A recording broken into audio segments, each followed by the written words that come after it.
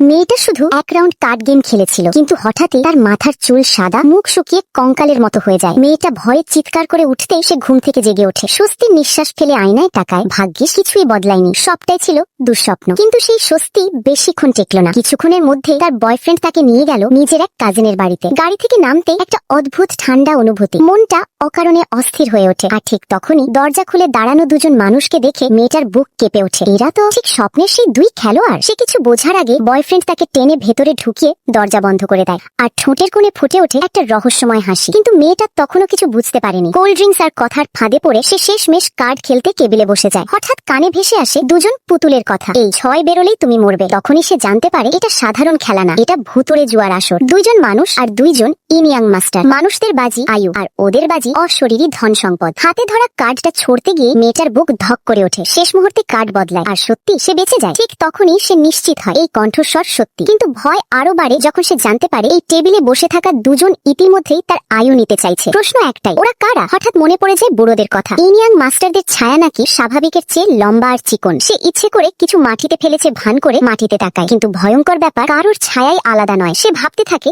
সব বুঝি কল্পনা। ঠিক তখনই দেবতার কণ্ঠা ফের শোনায়, ও এখন ভূত ডোমেইনে ঢুকে গেছে। এই জায়গা থেকে বেরোলেই আত্মা উড়ে যাবে। ভয় সে বের হতে চাইলে বয়ফ্রেন্ড বাধা দেয়। ঠিক তখনই আরেক মেয়ে এগিয়ে এসে সত্যটা ফাঁস করে। এই খেলায় দুইজন ইনিয়াং মাস্টার আর দুইজনের জীবন দরকার, আর তারা চিরকাল বাঁচে। মেয়েটা ভাবে সে জিতছে, কিন্তু হঠাৎই তার চুল ঝরতে শুরু করে, তার আয়ু কাটা যাচ্ছে। তাহলে প্রশ্ন একটাই, সে কি সত্যি জিতছে নাকি সে নিজেই হয়ে উঠেছে সবচেয়ে বড় শিকার?